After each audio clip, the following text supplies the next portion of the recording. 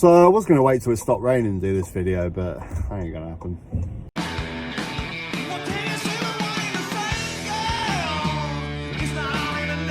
Greetings and welcome. Now, I want to talk about the Workers' Party. George Galloway is running in the Rochdale by-election under the banner of the Workers' Party. Now, it got me thinking that there is no Workers' Party in this country. There is not one single party that really speaks out and represents the views of working people, that looks out for the interests of working people. There's some parties out there that pretend to, like Reform Party UK. I mean, Jesus Christ. Anyone still generally thinks that Reform Party have the interests of working people. You need to get your head examined. You really do. I mean, just look at who's running the show over there. Richard Tice, millionaire property investor.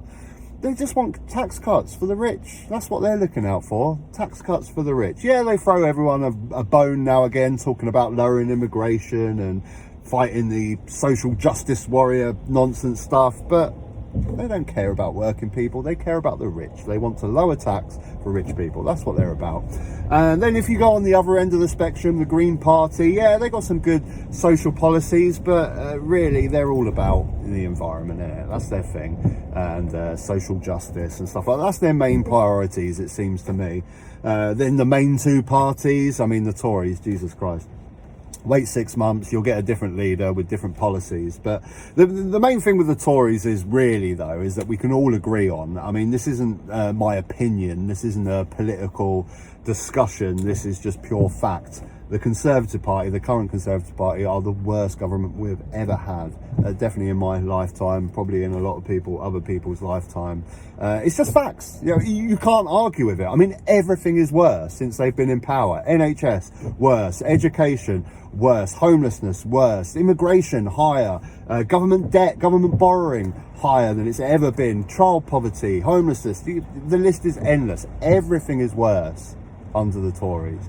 And then you've got Labour. Now, honestly, I honestly have no idea what Labour would be like if they get into government, because everything they say and do is just to get them in government. So I can't really trust or believe anything they say, because I know it's just to get themselves in government. They may be great. I mean, Angela Rayner has got some great things he wants to push forward on social housing and council housing and things like that. They may be great, but they may be awful.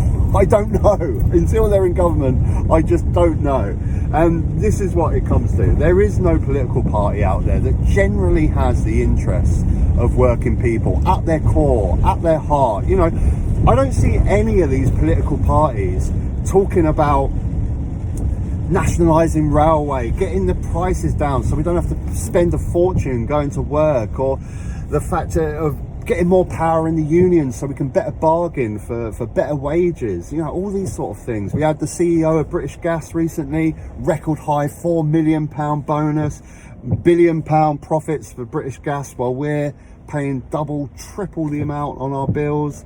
I don't see a single party talking about all these issues. And also things like, you know, small towns and cities, the prospects for young British people that are just null and void. You go to some of these seaside towns in Essex, Jaywick, all these sort of ones, there is no prospects for young people when they leave school. There's no apprenticeship schemes. There's no decent work for people. You know, I've often said on this channel, I wish that when you leave school, when you get to 16 years old, or you do your, if you can't get to do, if you haven't got the grades to do your A levels, you've pretty much got bugger all prospects.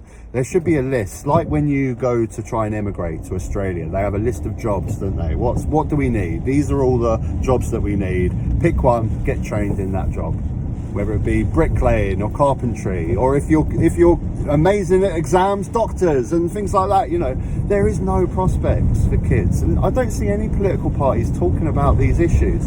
And yes, immigration as well. A lot of people don't want to talk about this subject, especially on the left. They get scared, and that's what happens. I don't see the Green Party really talking about what they're going to do on immigration, and Labour the same. You know, whether you like it or not, the reason that Reform seem to somehow get the attention of working people is because they actually talk about immigration. Now, the thing is, with me, and the majority of people in this country on immigration sit somewhere in the middle, but it seems the only people that are talking about immigration are the ones that absolutely hate it and the ones that absolutely love it. No one seems to have a sensible conversation in the middle, saying, look, you know, there are labour shortages, we need workers in this sector, and we need people over here. Of course we do. But currently it's pretty insane that we're housing like 100,000 refugees, and we have about 100,000 British people homeless. You know, it's almost like controversial to bring up these topics and talk about these things, but this is what we need to hear from a workers' party. But none of the main parties really want to talk about that, and that's why Reform gets so much traction, because they're actually talking about these issues. Now, of course, you talk to me about it, there's no reason why we can't do both. We can house refugees and we can house homeless people and treat them better, of course. But when we're suddenly sitting in a country where we're not doing both, and we're housing refugees, and hundreds of thousands of our population are homeless, and veterans and stuff like that, is there any wonder people like Reform get traction, where they throw that bone out of immigration and get working people on board? Where's the Workers' Party? This is the point. I started the video with George Galloway. Now, George Galloway is obviously not the answer.